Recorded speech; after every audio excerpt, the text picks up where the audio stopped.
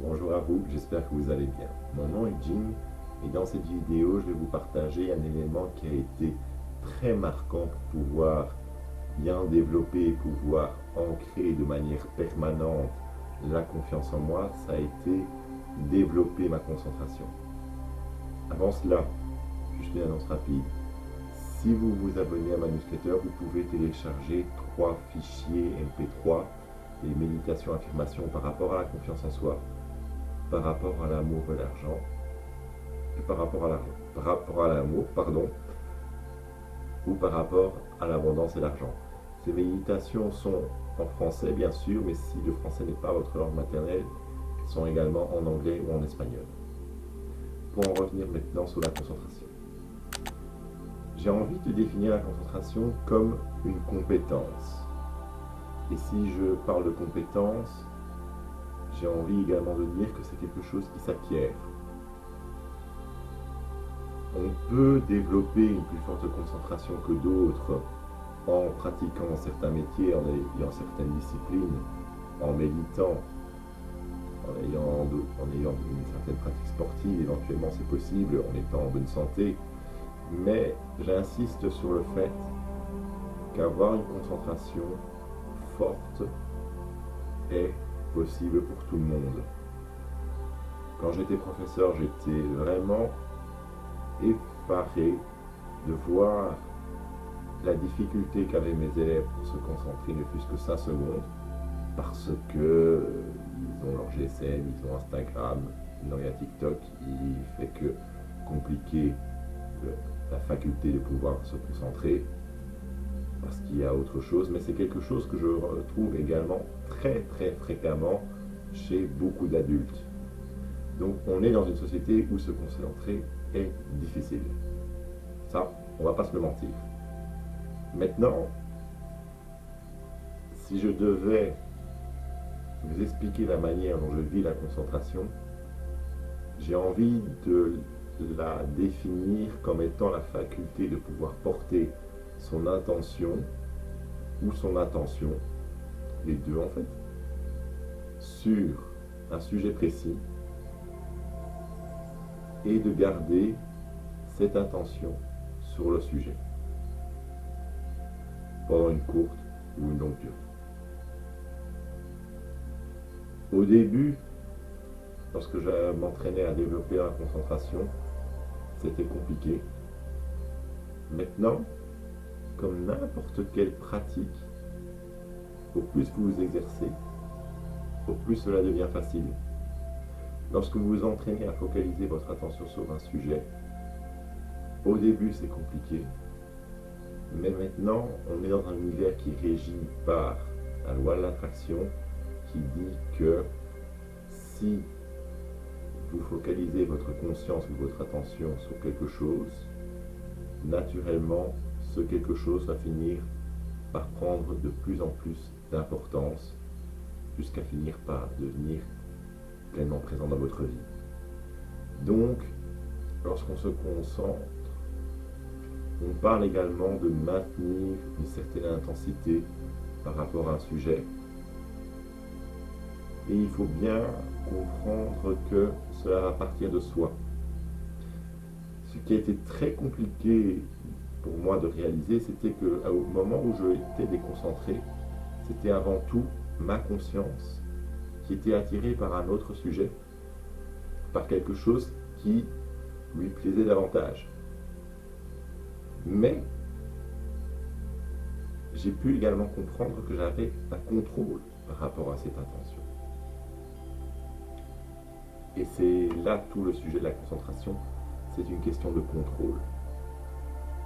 Principalement une question de contrôle de soi, une question de contrôle de sa conscience. Être concentré, c'est pouvoir se dire que l'on se maîtrise suffisamment pour porter son intention là où on veut, en fonction de son désir à soi et non de quelque chose d'extérieur. Donc, lorsqu'on est déconcentré, on va généralement blâmer le monde extérieur qui nous a perturbés dans notre intention mais j'ai fortement expérimenté que si j'étais déconcentré, cela venait de moi-même. Et j'insiste bien sur ce point, c'est que cela part toujours de soi. On en est responsable de cette concentration, de cette intention. Et puisqu'on en est responsable, on en a en toutes circonstances le pouvoir. Au début, cela peut paraître compliqué parce que, comme la concentration est une compétence, elle doit être entraînée, elle doit être développée. Mais comme elle peut être développée, elle peut être acquise. Être concentré, pour moi, c'est avant tout me dire que je suis détenteur de mon pouvoir, que je suis maître de moi-même et que je suis bien par rapport à moi-même pour cette raison-là. Parce que rien ne peut me déranger si je suis maître de moi-même. Rien ne peut me perturber que je ne l'ai décidé si je suis maître de moi-même. Quoi qu'on vienne me dire, quoi qu'il vienne interférer, si je reste concentré, si je suis bien maître de moi-même, je ne vais pas y prêter attention. Et je vais continuer à porter mon attention là où je veux. Cela peut paraître pour pas mal de personnes, et ça a été pour moi au début très compliqué dans la mesure où on peut penser que cela demande d'énormes maîtrises. Je vous rassure tout de suite, ce n'est pas le cas, parce qu'il n'y a aucune force à avoir lorsqu'on se concentre. Porter son regard sur quelque chose, c'est tout simplement se permettre de porter son attention sur quelque chose. Donc il n'y a rien à forcer. À partir du moment où on est maître de soi, il y a beaucoup moins de pression qui se fait. J'insiste bien là-dessus. Être concentré, c'est se permettre de porter son regard là où on veut. Je vais également insister un peu sur le vouloir.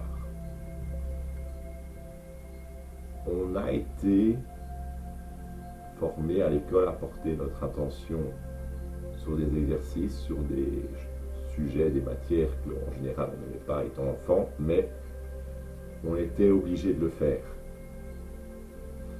Donc il y a cette connotation peu agréable par rapport à la concentration, il y a cette crispation qui peut revenir inconsciemment lorsqu'on se concentre, parce qu'on a été drillé au cours de notre enfance à nous forcer à faire quelque chose qu'on n'aimait pas, à porter notre attention sur quelque chose qu'on n'appréciait pas. Ici, vous pouvez vous dire qu'il est beaucoup plus facile de vous concentrer sur quelque chose que vous aimez, parce que la sensation va être beaucoup plus légère, va être beaucoup plus douce également. Donc, si vous voulez un exercice pratique, je sais que j'ai aimé m'entraîner pendant toute une année à visualiser dans ma tête une bougie, mais une bougie dont la flamme était immobile. Une bougie qui ne bougeait pas, tout simplement. Ça a été un exercice très compliqué pour moi. Je n'y arrivais pas plus de 5 secondes au début. Mais avec la pratique, cela a fini par changer. Et là, je pense que je peux facilement visualiser cette bougie dont la flamme est immobile pendant plus d'une vingtaine de minutes. Et cela ne me demande aucun effort. Cela est bien parti du fait que je savais que je pouvais y arriver et que naturellement c'est quelque chose de facile. La concentration, autant elle se développe, autant c'est quelque chose dont nous sommes tous capables de faire. En arrivant à se focaliser, on arrive également à développer une certaine force d'esprit. Et en développant cette force d'esprit, on parvient alors à développer la confiance en soi parce qu'il y a cette force d'esprit, parce que en étant concentré, on retourne à sa puissance. On est dans sa force spirituelle, si vous voulez. Développer sa concentration, c'est aller à la salle de musculation spirituelle. En tout cas, c'est comme ça comment je le vis. Non, comme exercice pratique, j'ai envie de vous proposer justement cet exercice de la flamme qui pour moi est génial. Je ne me souviens plus de la personne qui m'a passé cet exercice, mais franchement, je la remercie du fond de mon cœur parce que ça a vraiment changé ma vie, faire cet exercice. Vous méditez en visualisant une flamme. Vous visualisez que la flamme est bien immobile et vous l'observez. Juste ça. Au début, ça sera difficile. Et ça durera sans doute 5 à 10 secondes au maximum. Mais petit à petit, cela deviendra 1 minute, 2 minutes, 20 minutes. S'il y a quelqu'un qui arrive plus d'1 heure, merci de mentionner dans les commentaires parce que je vais le vénérer. Un autre exercice que vous pouvez faire chez vous qui est légèrement plus facile, vous prenez une bougie, mais celle-ci, elle est bien physique, elle est bien réelle, vous ne la visualisez pas, et vous vous asseyez en visualisant la flamme. Et juste vous portez votre attention sur cette flamme. Vous ne faites rien. Si jamais il y a une pensée volatile qui vient, vous l'observez, vous la laissez partir, et vous rivez votre attention à nouveau sur la bougie. Cela sera sans doute beaucoup plus facile que de visualiser la flamme immobile dans votre tête. Maintenant, moi je vais quand même vous conseiller de faire la flamme immobile. J'ai tendance à dire que, d'une part, c'est l'exercice qui a vraiment facilité la concentration, beaucoup plus que visualiser une flamme réelle. Et c'est vraiment l'exercice qui a permis de muscler mon mental et qui a permis donc de créer une certaine aisance par rapport à mon mental, avoir un contrôle de mon esprit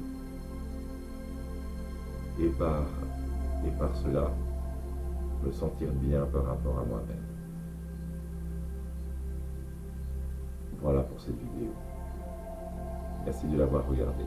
Si jamais vous l'avez aimé, n'hésitez pas à la liker, n'hésitez pas à vous abonner à ma chaîne et je vous souhaite une excellente journée. À bientôt.